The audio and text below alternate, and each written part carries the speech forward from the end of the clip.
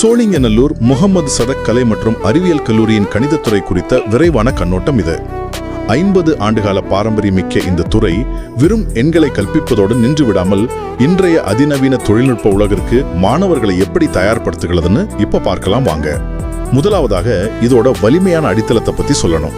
1991 ஆரம்பிக்கப்பட்ட இந்த துறைக்கு மெட்ராஸ் பல்கலைக்கழக அங்கீகாரம், UGC மற்றும் AICTE தரச்சான்றிதழ்கள்னு எல்லாமே இருக்கு.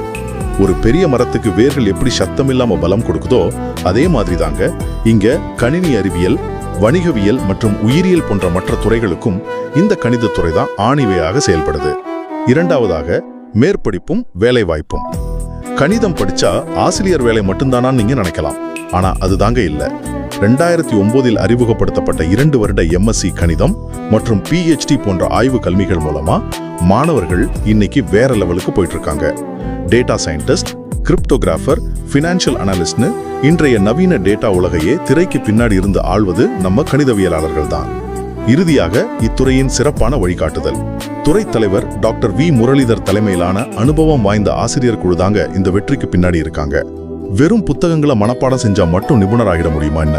அதனாலதான் வகுப்பறையை தாண்டி மேட்டெக் 2025, ராமானுஜன் தினம் போன்ற நிகழ்வுகள் மற்றும் போட்டிகளை தொடர்ந்து நடத்தி மாணவர்களின் பகுப்பாய்வு திறனை நிஜ உலக வேலைகளுக்கு தயாராக்குறாங்க.